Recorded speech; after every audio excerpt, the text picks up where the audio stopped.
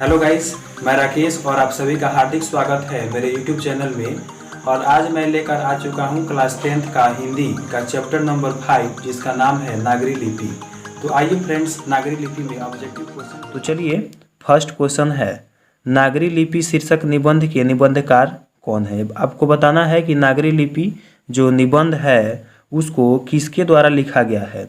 तो आपके पास ऑप्शन है क गुणाकर मूल्य, ख रामचंद्र शुक्ला, ग डॉक्टर भोलानाथ और घ बाबूराम सक्सेना। तो इसका सही जवाब होगा ऑप्शन नंबर क गुणाकर मूल्य। याद रखिएगा, गुणाकर मूल्य के द्वारा ये लिखा गया चैप्टर है जिसका नाम है नागरी लिपि। सेकेंड नंबर क्वेश्चन, मराठी भाषा की लिपि कौन सी है। आपको बताना है कि जो मराठी भाषा है उसकी लिपि कौन सी है। तो ऑप्शन है क नंदी नागरी, ख देवनागरी, ग मराठी लिपि और घ केवल लिपि। तो इसका भी सही जवाब होगा ऑप्शन नंबर ख देवनागरी। जो मराठी भाषा की लिपि है वो देवनागरी लिपि में आता है। तीसरा प्रश्न देखिए, बहुत ही इम्पोर्टेंट है। प्रश्न है सिद्धम क्या है। आपको बताना है कि सिद्धम क्या है।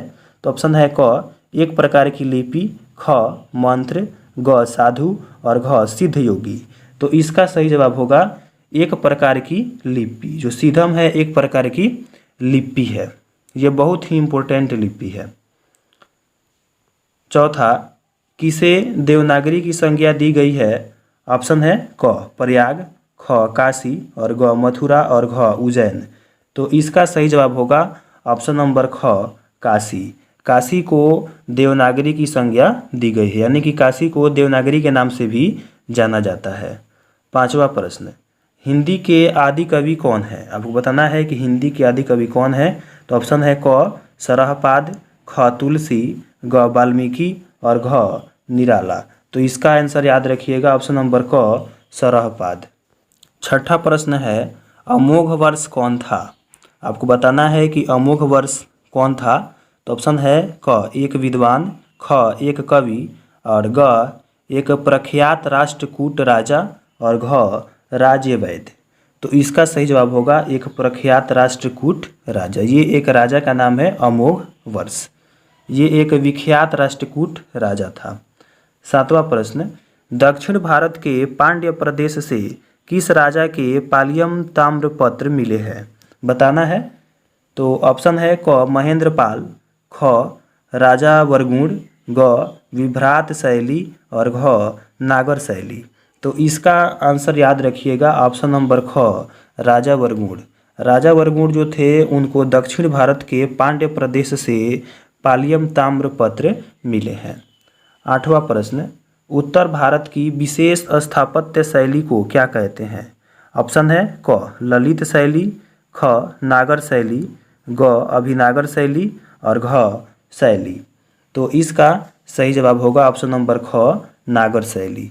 उत्तर भारत की एक विशेष स्थापत्य है जो कि उस शैली को नागर शैली कहा जाता है। 9 नंबर प्रश्न है, गुणाकर मूल्य का जन्म कब और कहाँ हुआ। आपको बताना है कि जो नागरी लिपि के कवि हैं उनका जन्म कब और कहाँ हुआ था।